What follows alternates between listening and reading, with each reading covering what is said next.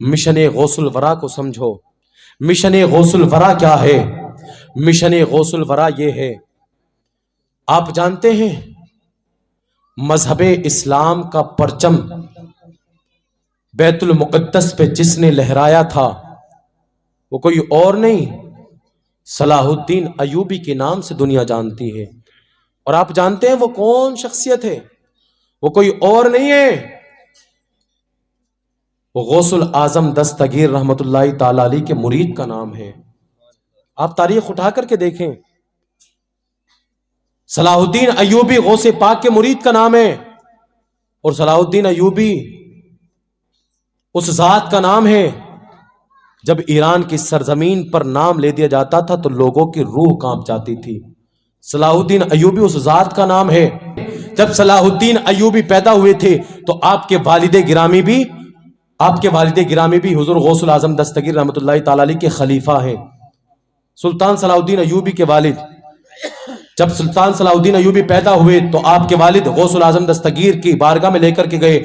میرے حضور غوث الاعظم دستگیر نے سلطان صلاح الدین ایوبی کی گردن پہ ہاتھ رکھا تھا، اپنے دست مبارک رکھا تھا اور ارشاد فرمایا تھا یہ کوئی عام شخصیت نہیں ہے بلکہ یہ بچہ بہت بڑا کام انجام دے گا۔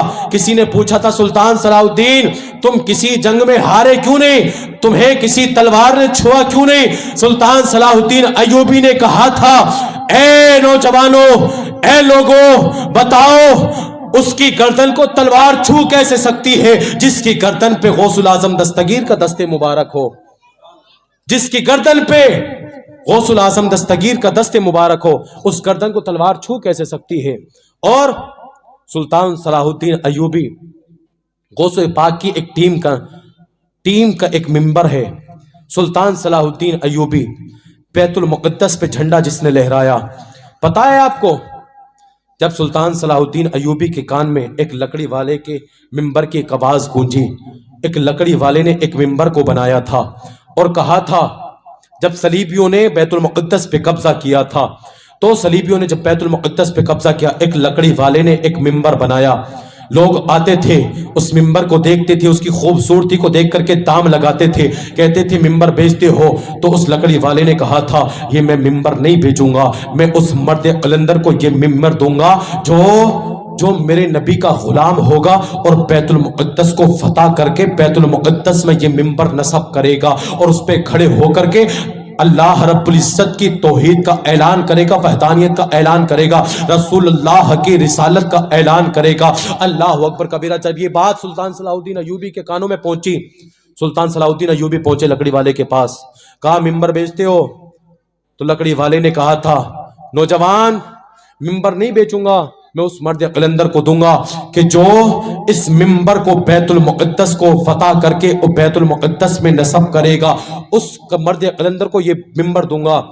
سلطان صلاح الدین ایوبی نے کہا تھا گواہ ہو جاؤ اللہ کے فضل و کرم سے یہ کام کوئی اور نہیں، مصطفیٰ کا غلام اور یہ قادری غوث اعظم کا غلام سلطان صلاح الدین ایوبی کرے گا، صلاح الدین ایوبی کرے گا۔ اور پھر ایک اور پیغام صلاح الدین ایوبی کے کانوں میں گونجا۔ آپ کے ذہن کو حاضر، آپ کا ذہن حاضر ہے؟ ذہن حاضر ہے آپ کا؟ ایک پیغام دینا چاہتا ہوں، آخری جملے۔ سلطان صلاح الدین ایوبی کے کانوں میں ایک پیغام پہنچا، کسی ظالم نے اس وقت مسلمانوں کا قافلہ جمع کر کے ایک ہی دن میں صبح سے شام تک تقریباً 70,000 مسلمانوں کو قتل کر دیا تھا۔ ایسے ظالموں نے ایک ایسا بھی ظالم تھا کہ جس نے لوگوں کو جمع کر کے مسلمانوں کو اپنے سامنے رکھ کر کے کہا تھا، گالی دے کر کے کہا تھا بلاؤ اپنے محمد کو، تمہارا محمد کہاں ہے، تمہاری مدد کے لیے آئے گا۔ جب یہ پیغام صلاح الدین ایوبی کے کانوں میں پہنچا، سلطان صلاح الدین ایوبی نے پتہ ہے 2 سال تک پاؤں پھلا کر نیند نہیں نکالی۔ آج میرے مصطفیٰ کی شان میں گستاخی کی جاتی ہے اور ہم پاؤں پھلا کے سوتے ہیں، آج ہم کھاتے ہیں، آج ہم تاش کے پتے کھیلتے ہیں، آج ہم گانے سنتے ہیں، ہم بے خبر سو رہے ہیں، ہمیں پتہ ہی تک نہیں کہاں مسلمانوں کو ستایا جا رہا ہے، کہاں مسلمانوں پر بم بارود برسایا جا رہا ہے، گولیاں برسائی جا رہی ہیں، ہمیں پتہ ہی تک نہیں، ہمیں بالکل کسی کے درد کا احساس نہیں۔ سلطان صلاح الدین ایوبی سے رات میں لوگ کہتے تھے لیٹ جائیں آرام کر لیں، سلطان صلاح الدین ایوبی نے کہا تھا اس وقت تک مجھے چین نہیں آئے گا، اس وقت تک مجھے قرار نہیں آئے گا، اس وقت تک مجھے سکون نہیں ملے گا جس وقت میں اپنے نبی کے دشمن کو، اپنے نبی کے غدار کو، اس کے سر کو قلم نہیں کر دوں گا، اس کے سر کو نہیں اڑا دوں گا، اس وقت صلاح الدین ایوبی کے دل کو چین نہیں آئے گا۔ اللہ اکبر کبیرہ۔ صلاح الدین ایوبی نے ایک ٹیم کو تیار کیا، ایک ٹیم بنائی، ایک لشکر تیار کیا۔ پتہ ہے آپ جانتے ہیں اس لشکر میں کون تھا؟ جو لشکر تیار کیا تھا اس میں کوئی مفتی صاحب تھے، اس میں کوئی عالم دین تھے، اس میں کوئی حافظ قرآن تھے، اس میں کوئی علماء کرام تھے، یہ تمام لوگ تھے۔ صلاح الدین ایوبی کے لشکر میں ایک لشکر تیار کر کے چلے، جب پہنچے صلیبیوں کے علاقے میں تو پتہ ہے آج ہمارے نوجوان شباب اور شراب میں مشغول ہیں، شراب اور شباب میں مشغول ہیں۔ یہی یہودیوں کا پلان ہے، یہی ان کا ٹارگیٹ ہے، مسلمانوں کے نوجوانوں کو، قوم مسلم کے نوجوانوں کو شراب اور شباب میں مشغول کر دیا جائے، ان کی عادت ڈلوا دی جائے، یہ خود بخود خود کمزور ہو جائیں گے، ان کی آنکھیں بند ہو جائیں گی، یہ کچھ نہیں کہیں گے۔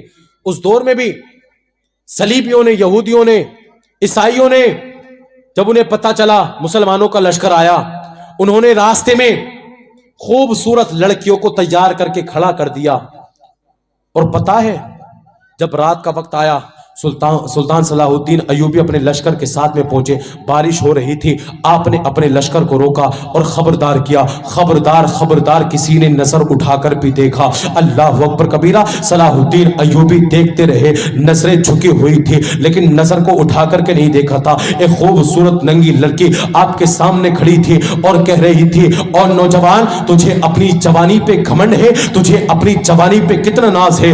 دنیا کے نوجوان میرے جسم کی نمائش کے لیے لائن لگا کر کے کھڑے رہتے ہیں، میرے جسم کو دیکھنے کے لیے قطار لگا کر کے کھڑے رہتے ہیں، تجھے اپنی جوانی پہ گھمنڈ ہے؟ تجھے اپنی جوانی پہ ناز ہے؟ صلاح الدین ایوبی نے کہا تھا تو جانتے نہیں ہو، تم پہچانتے نہیں ہو، ارے جن کی آنکھوں میں احمد مختار کا جلوہ بسا ہوا ہو وہ کسی اور کے جلوے کو کیسے دیکھ سکتے ہیں؟ ارے جن کی آنکھوں میں مصطفیٰ کا جلوہ جہاں آرا بسا ہوا ہو وہ کیسے دنیا کی خوبصورتی کو دیکھ سکتے ہیں؟ ارے یہ وہ آنکھیں ہیں، یہ وہ نشہ ہے، میں اس نشے میں مست ہوں جس کو جلوہ جہاں آرا مصطفیٰ کہا جاتا ہے۔ میں اپنے مصطفیٰ کی خوبصورتی میں مشغول ہوں، میں اپنے مصطفیٰ کے عشق کے جام میں مشغول ہوں۔ یہ وہ نشہ نہیں جسے ترشی اتار دے، یہ وہ نشہ نہیں جسے ترشی اتار دے۔ صلاح الدین ایوبی نے کہا تھا جن کی آنکھوں میں جلوہ مصطفیٰ بسا ہوا ہو ان کی آنکھیں کہاں دنیا کی خوبصورتی کو دیکھ سکتی ہیں، لیکن آپ نے کوئی توجہ نہ دی، وہ خوبصورت لڑکیاں ہٹی، آپ نے اپنے لشکر کو پھر تیار کیا، چلے صلیبیوں کے میدان میں، علاقے میں پہنچے، صلیبیوں کے میدان میں پہنچے، آپ نے پورے لشکر کو کہا چاروں طرف سے گھیر لیا جائے، سارے صلیبیوں کو چاروں طرف سے گھیر لیا گیا، یہودیوں کو گھیر لیا گیا، ایک میدان میں جمع کیا گیا، اور سلطان صلاح الدین ایوبی کے جملے دیکھو۔ سلطان صلاح الدین ایوبی نے کہا تھا، سب کی روح تھر تھرا رہی تھی، انہیں پتا تھا مسلمان آج جوش میں ہیں، قتل کر دیے جائیں گے۔ آپ کو پتا ہے یہودیوں کی عورتوں نے اپنی چوٹیوں کو کٹوا دیا تھا، اپنے بالوں کو کٹوا دیا تھا، کس وجہ سے؟ کہیں پتہ نہ چل جائے کہ یہ عورتیں یہودیوں کی عورتیں ہیں، تاکہ پتہ نہ چل جائے، اپنی چوٹیوں کو کٹوا دیا تھا، اپنے بالوں کو کٹوا دیا تھا۔ اللہ اکبر کبیرہ۔ سلطان صلاح الدین ایوبی کے جملے دیکھو۔ سلطان صلاح الدین ایوبی نے کہا تھا تم جانتے ہو میں تمہارے ساتھ کیا کرنے والا ہوں؟ سب نے یہی کہا تھا ہمارا کیا حشر ہونے والا ہے، ہم جانتے ہیں، تمہارے ہاتھوں میں تلوار ہے، تمہارے پاس لشکر ہے، تم ہمارا کیا حال کرو گے؟ ہمارے سروں کو اڑا دو گے، ہمارے جسم کو کاٹ دو گے۔ لیکن سلطان صلاح الدین ایوبی نے کہا تھا نہیں، मुस्तफ़ा के गुलाम है। तुम जानते नहीं हो मैं वही काम करूंगा जो फतेह मक्का के मौके पर मेरे मुस्तफ़ा ने किया था। मैं मुस्तफ़ा का गुलाम हूँ। मेरे मुस्तफ़ा ने फतेह मक्का के मौके पर दुश्मनों की औरतों से कहा था तुम सबको मैं माफ करता हूँ, मैंने तुम सबको माफ किया, तुम सबको माफ किया, तुम सबको माफ किया। मैं भी मुस्तफ़ा का गुलाम हूँ। जाओ मैंने भी तुम सबको माफ किया। लेकिन एक जुमला सुल्तान सलाहुद्दीन अय्यूबी का याद रखना,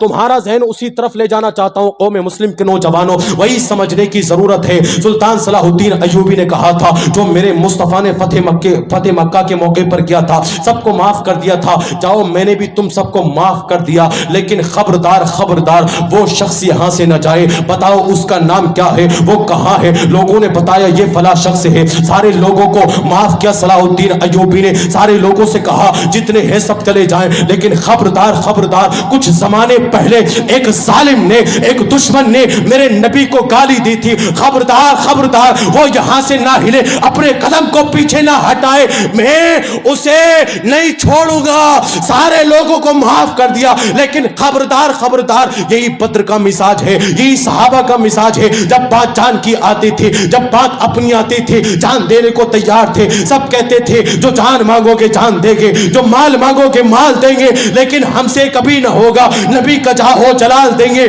हम हुजूर की जात पे बात आए हम बर्दाश्त नहीं कर सकते। हुजूर की शान में बात आए हम बर्दाश्त नहीं कर सकते। सलाहुद्दीन अय्यूबी ने कहा था खबरदार खबरदार, वो शख्स यहां से ना हिले। सारे लोगों को भेज दिया गया था। वो शख्स वहीं खड़ा रहा था। सुल्तान सलाहुद्दीन अय्यूबी ने अपनी तलवार को निकाला था, उसके सर को कलम किया था। और पता है उसके बाद क्या किया? सुल्तान सलाहुद्दीन अय्यूबी ने अपने हाथ में उसके सर को लटका करके सारे खेमे वालों को दिखाया था, उसको घुमाया था, उसके सर को घुमाया था। पता है क्या जुमले कहे थे? तुम्हें पता है क्यों माफ कर दिया गया? तुम्हें छोड़ क्यों दिया गया? क्योंकि तुम मेरे नबी के गद्दार नहीं थे, क्योंकि तुम मेरे नबी के दुश्मन नहीं थे। ये जिसका सर मेरे हाथ में है वो दुश्मन नबी है, मेरे मुस्तफा का दुश्मन है, इसीलिए इसके सर को कलम किया गया है। यही पैगाम सहाबा ने दिया है। आज वही पैगाम अपने दिल के अंदर उतारने की जरूरत है। आज वही पैगाम अपनाने की जरूरत है। आज वही मिजाज पैदा करने की जरूरत है जो मिजाज सिद्दीक़ अकबर ने दिया था, जो पैगाम सिद्दीक़ अकबर ने दिया था। जब बेटे ने तलवार को उठाया था, कहा था बाबा जान अगर तुम मेरे बाप ना होते तो तलवार तुम्हारी गर्दन पे चल जाती। लेकिन सिद्दीक़ अकबर ने कहा था ऐ बेटा तूने तलवार को उठाया, बाप समझकर छोड़ दिया, लेकिन अगर तलवार मेरे हाथ में होती तो मैं बेटे के नसब को नहीं देखता, बेटे के रिश्ते को नहीं देखता, बल्कि ये देख करके तेरे सर को कलम कर देता। मुस्तफा का गद्दार है, मुस्तफा का दुश्मन है। आज अगर मेरे हाथों में तलवार होती तो मेरी तलवार नहीं रुकती, बल्कि मैं मुस्तफा का गद्दार समझ के तेरे जिस्म से सर को जुदा कर देता। आज यही पैगाम समझने की जरूरत है। हमें गाली दो, हमें मारो, हम बर्दाश्त करेंगे।